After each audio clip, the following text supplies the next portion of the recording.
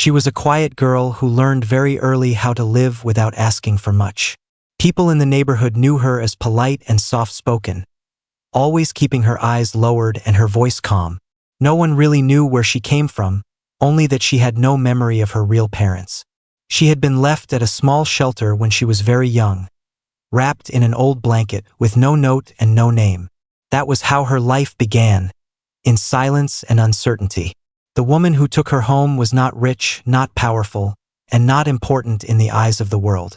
She was a kind woman who worked long hours doing small jobs just to survive.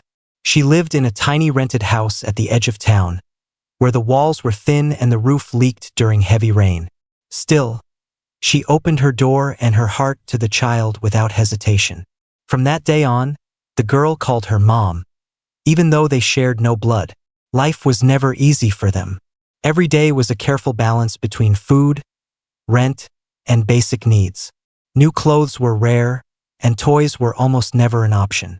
The girl learned to be careful with everything she owned, especially her shoes, which she wore until they were nearly falling apart. Yet she never complained. She understood that her mother was doing her best, and that love mattered more than comfort. The house was quiet most of the time, except for one special sound. In the corner of their small living room stood an old piano. It had been left behind by a previous tenant, its wood scratched and its keys slightly yellow with age. Some keys did not work properly, and others made strange sounds. To most people, it was useless. To the girl, it was magic. She discovered the piano by accident one evening while her mother was cooking. She pressed a single key, then another, listening carefully to the sounds. Even though the notes were imperfect, something about them felt warm and alive. From that day on, the piano became her closest friend. She played it whenever she could, teaching herself by listening and repeating simple melodies she created in her head. Music gave her comfort when life felt heavy. When there was not enough food, she played. When she heard her mother crying quietly at night, she played softly so the sound would reach her room. The piano helped her say things she could not put into words. Every note carried her feelings, her fears, and her small hopes. Her mother noticed this and never stopped her, even when the noise filled the house. She would sit nearby, tired from work, watching the girl's fingers move gently over the keys. In those moments, the woman forgot her worries.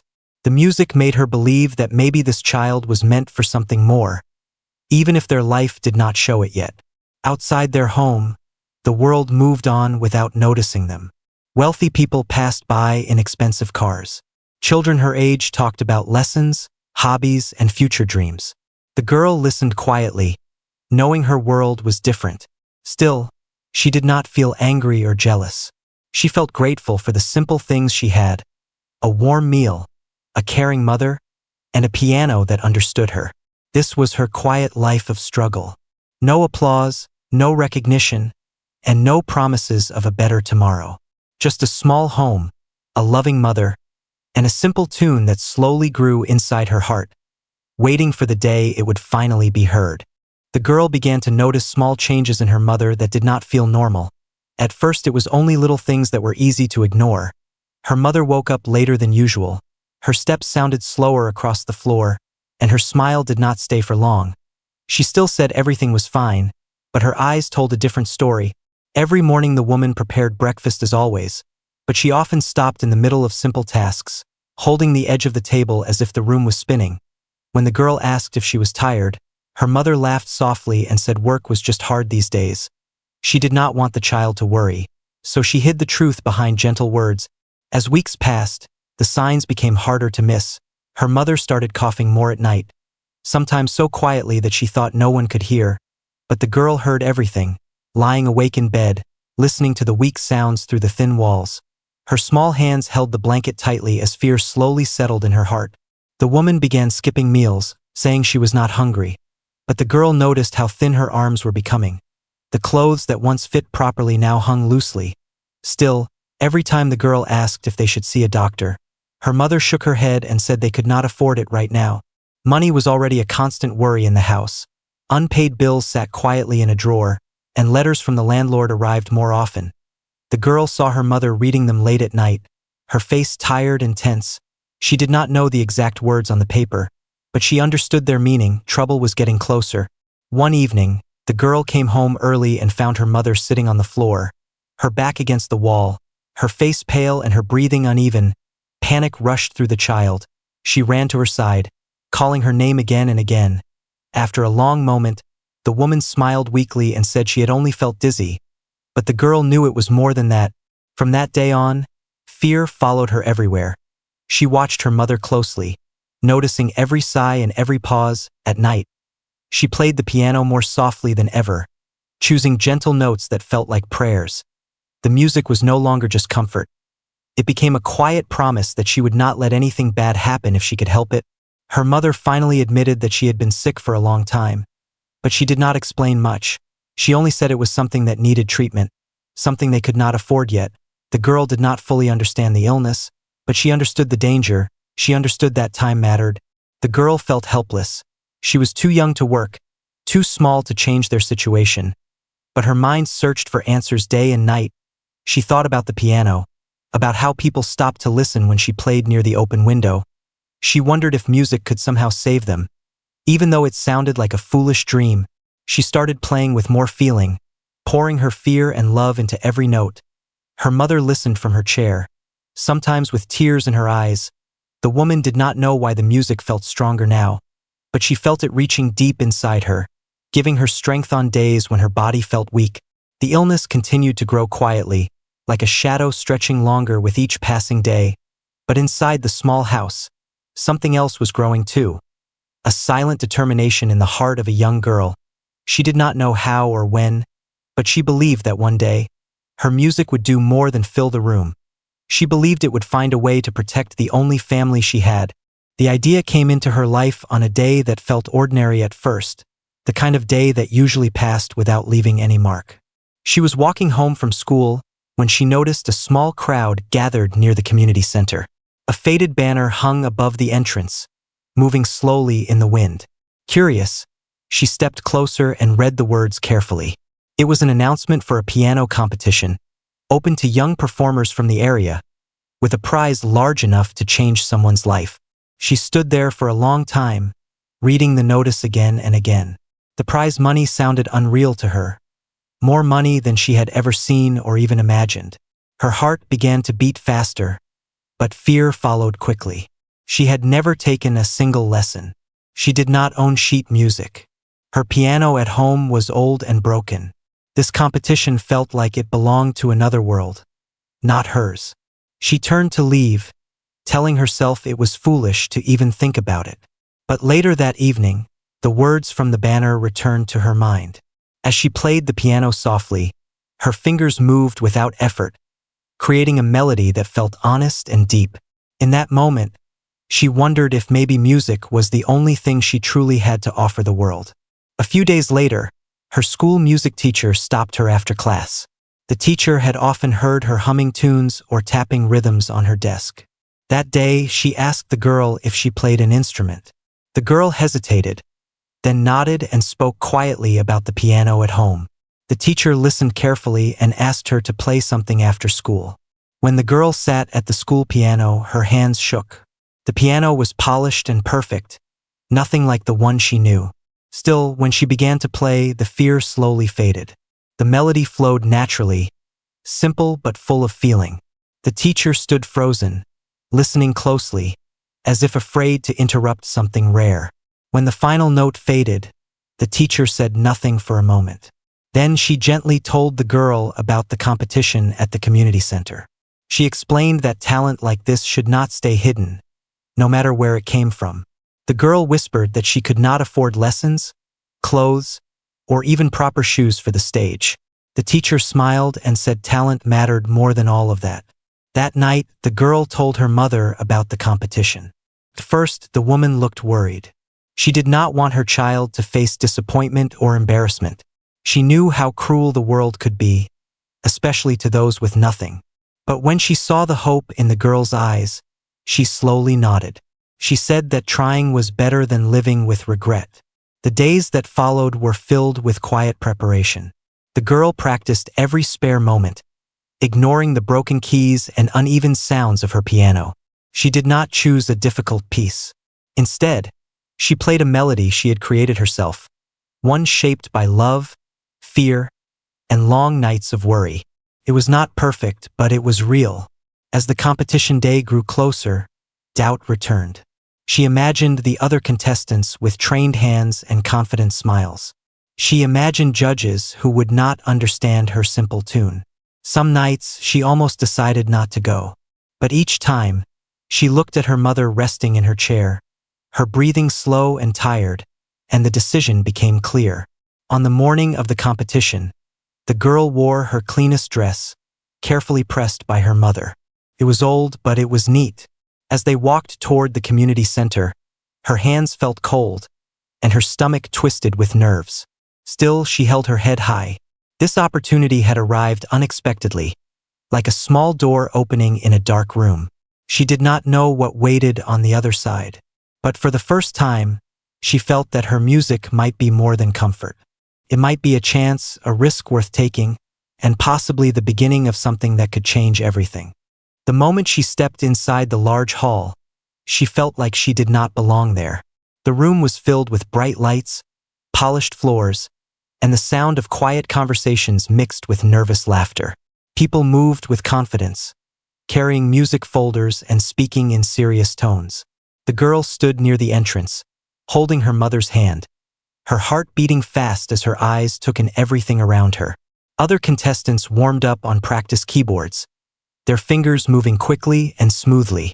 Some wore elegant dresses, others neat suits, all looking prepared and sure of themselves.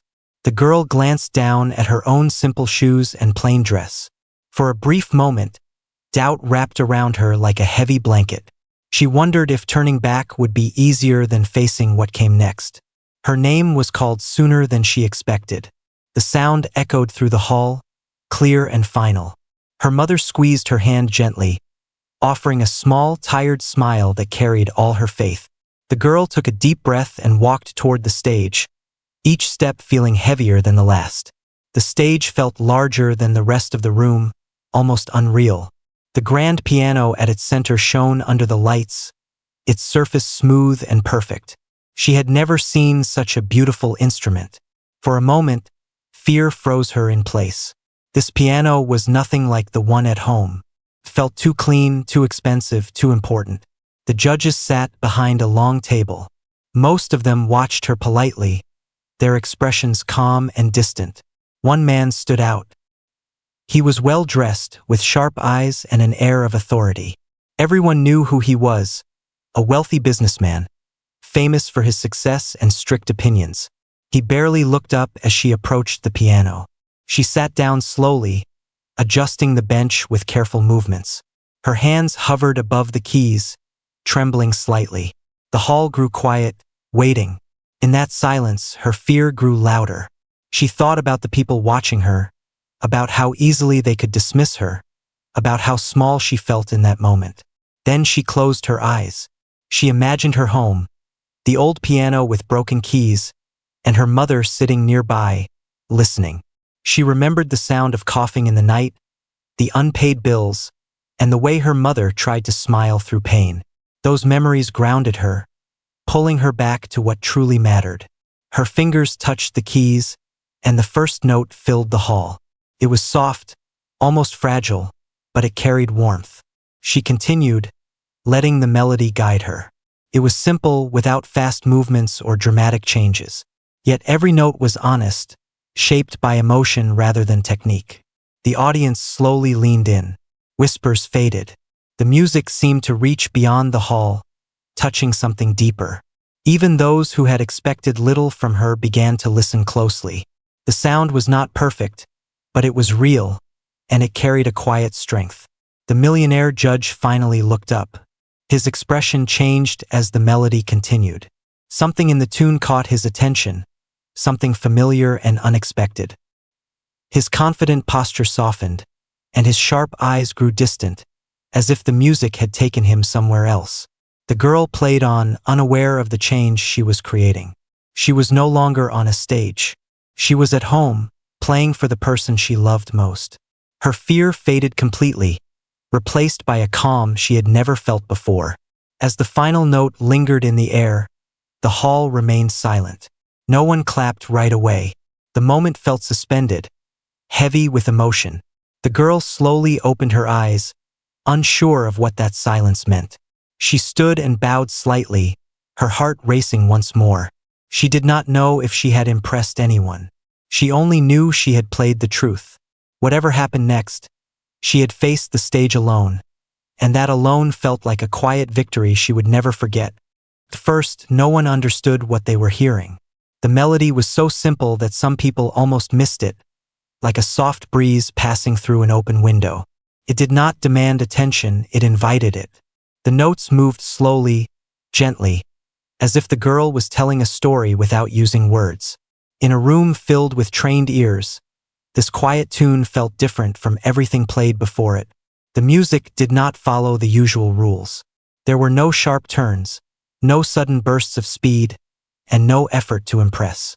Instead, each note seemed carefully placed, shaped by feeling rather than practice. The tune carried a kind of honesty that could not be taught in any lesson. It was the sound of long nights, silent prayers, and a child learning to be strong too early in life. As the melody continued, something began to change in the room. People who had been sitting back in their chairs leaned forward without realizing it. The quiet coughs and movements stopped. Even the air felt still, as if the hall itself was listening. The girl's fingers moved calmly across the keys, guided by memory and emotion rather than thought. The tune grew warmer, deeper, as if it was opening a door into her world. In the music, there was struggle but also hope. There was fear but also love. It spoke of a small home, a tired mother, and a child who refused to give up. The piano became her voice, carrying everything she could not say out loud. The millionaire judge felt it before he understood it. At first, he only noticed that something was pulling at his attention. Then, slowly, the melody began to awaken memories he had buried long ago. He remembered a time before success, before wealth, when life had been simpler and more honest. The tune reminded him of someone he had lost, someone who once played a similar melody in a small, quiet room. His confident expression faded. His hand, which had been resting on the table, tightened slightly. He was no longer a judge in a competition. He was a man listening to a piece of his past come back to life. The girl's simple tune reached a place in him that money and power never could. The other judges noticed the change. They exchanged quick glances, surprised by the reaction of the man who was usually impossible to impress. The audience, sensing something important was happening, remained silent, unwilling to break the moment. The music held them all together, connected by a shared feeling they could not explain. The girl continued to play, unaware of the effect she was having. Her eyes remained closed, her face calm. She played as if she were alone, as if the hall had disappeared. Each note was a promise, each pause a breath filled with hope. She was no longer trying to win. She was simply telling her story the only way she knew how. As the melody reached its end, the notes softened, slowly fading into silence. The final sound lingered in the air, fragile and tender. No one moved. The silence that followed was not empty. It was full, heavy with emotion, as if the room needed time to breathe again. The millionaire judge was the first to react. He cleared his throat, his voice quieter than anyone expected.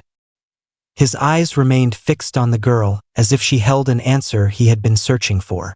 Others felt their own emotions rising, surprised by how deeply a simple tune had touched them. In that moment, the girl's music had done something rare. It had crossed boundaries of age, status, and experience. It had turned a competition into a shared human experience. The simple tune was no longer just a song. It had become a bridge between hearts, a quiet force that was already changing lives. Even before anyone spoke a single word, the millionaire judge did not speak right away. He sat very still, as if the music had frozen him in place. The hall waited, unsure of what would happen next. People had seen this man many times before, confident, strict, and quick to judge, but now he looked different. His eyes were not sharp anymore. They were distant, filled with thoughts that seemed far away from the stage. Slowly, he leaned forward, resting his hands on the table. He asked the girl her name, his voice calm but softer than expected. When she answered, her voice was quiet, almost unsure. He nodded, listening carefully, as if every word mattered more than the music itself. He asked where she had learned to play like that.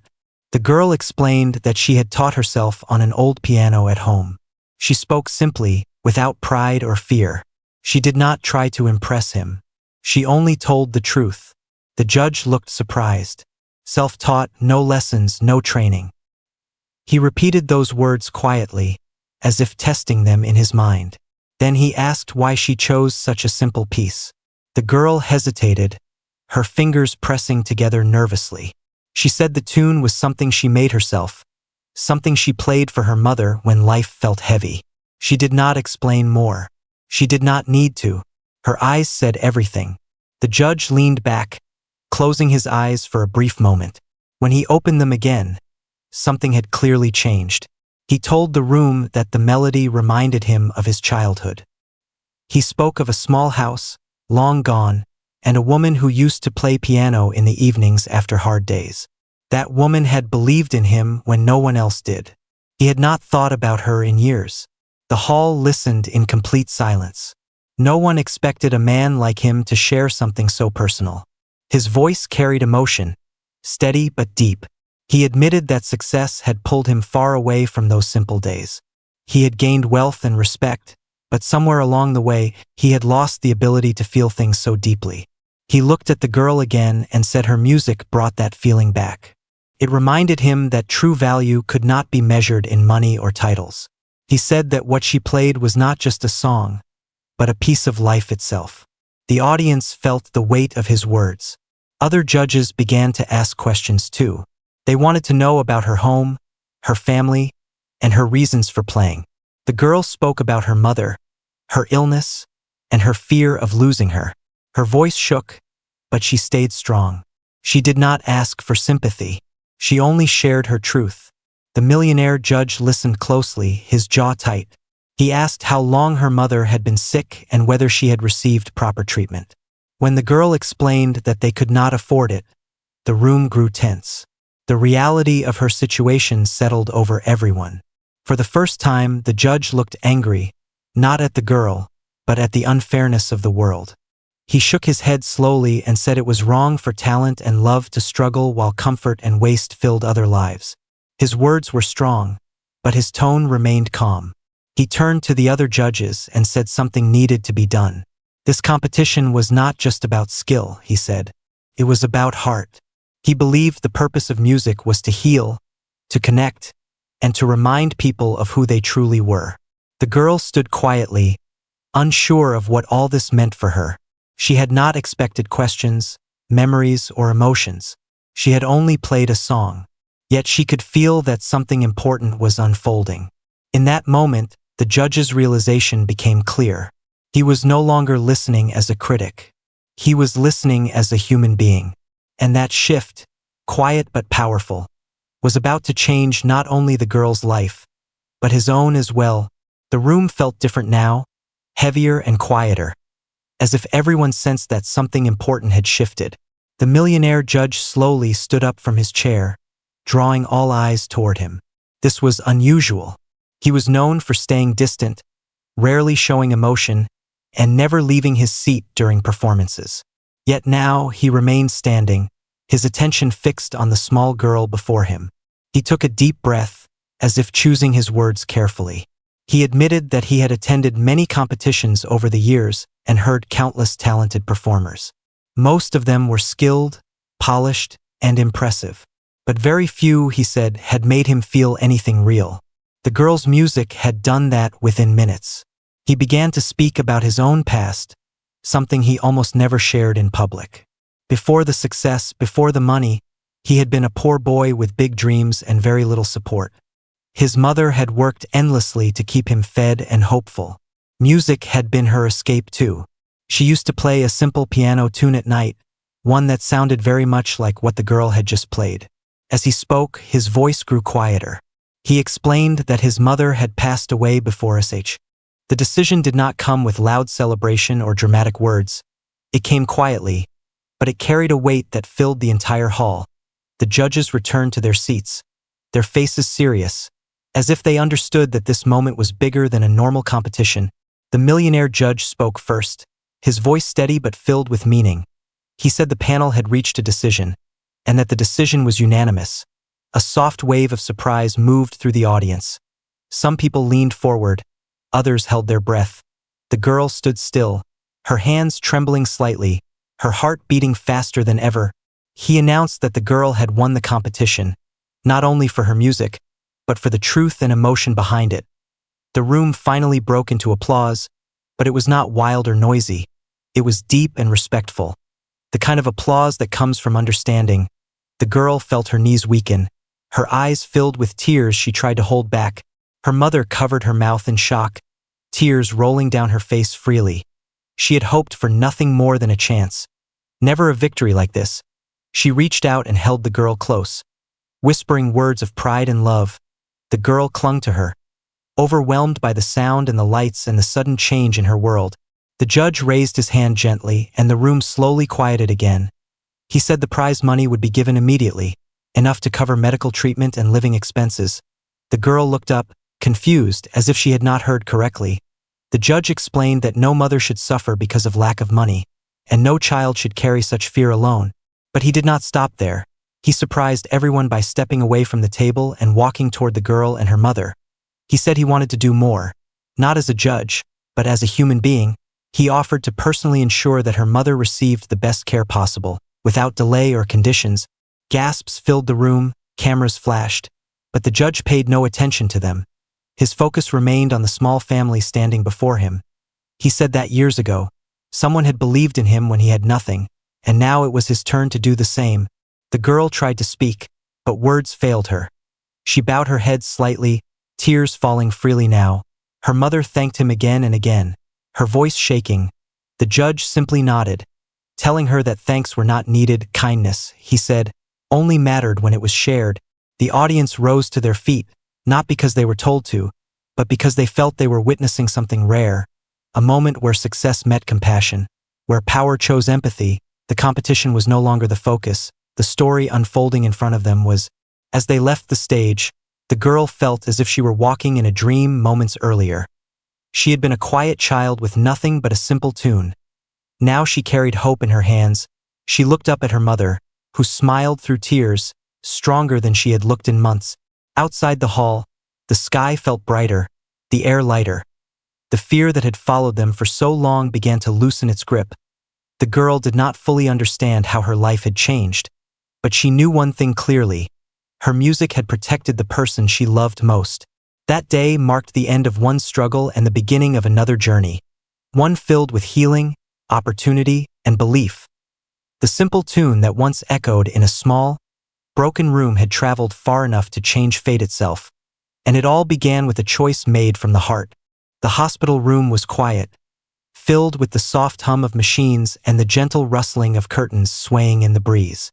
The girl sat by her mother's bedside, holding her hand, just as she had done so many times before. But this time, the fear was gone. Her mother's face looked peaceful, color slowly returning to her cheeks. The doctors said she would recover, and for the first time in a long while, those words weren't followed by "but." The treatment had begun almost immediately after the competition, thanks to the judge's personal promise. He had kept his word. Specialists had been called, medicine had been provided, and the best care was given without question. The girl stayed close to her mother every step of the way, playing music softly on her old keyboard in the hospital's small lounge. Nurses would stop just to listen, and sometimes, even strangers paused in the hallway, drawn to her gentle notes. Word of her performance at the competition had spread, not just because she had won, but because of how she won. News outlets picked up the story. Orphan Girl's song melts hearts of millionaires. One headline read. Others called it Asterisk, the tune that saved a life. Asterisk interviews were requested. Invitations to play came from all directions. But the girl remained grounded. She stayed by her mother's side, knowing that was where her music belonged most. One afternoon, the judge returned, not as a VIP or sponsor, but as a friend. He brought flowers, fruit, and a brand new music notebook with a note inside that said, "Asterisk for your next song. The world is listening." Asterisk. The girl smiled and thanked him quietly. She didn't speak much, but her eyes said what words couldn't. He sat down with them and talked, not about business, not about success, but about music, family, and beginnings. He asked her mother how she was feeling, and the woman, with a weak but honest smile, said, "Asterisk, better than I've felt in years." Asterisk. The judge promised he would do more, not just for them but for others like them. And he did. A few months later, a small foundation was launched, the Quiet Tune Fund, created to help talented children from poor backgrounds pursue music and to support families with medical needs. The girl's performance had lit a spark that was now reaching far beyond that stage. The girl was later offered a scholarship at a well-known music academy. At first, she hesitated. Would she fit in? Could she really belong in a world so different from her own? Her mother, now stronger and healthier, took her hand and said, "Asterisk, you belonged the moment you played your first note." Asterisk. So the girl went. She studied hard, practiced often, and even though she now played on beautiful instruments and learned from famous teachers, she never forgot her old piano with its broken keys. It had taught her the most important lessons: how to feel, how to hope, and how to play with heart. She composed her first full piece that winter. It was called Home in the Silence, and when she played it at a student recital, there was not a single dry eye in the room. Even the most skilled players paused to hear her, because what she played wasn't just music. It was memory, pain, love, and quiet courage wrapped into every note. Her mother sat in the front row, holding a tissue, smiling through tears of pride. The millionaire judge came, too, and stood clapping longer than anyone else. From a girl with no name and no voice, she had become someone whose tune had changed lives. Not because it was perfect, but because it was true. And though she would go on to perform in grand halls and on big stages, she always returned home, always sat beside her mother's chair, and always played the same soft, simple melody that started it all,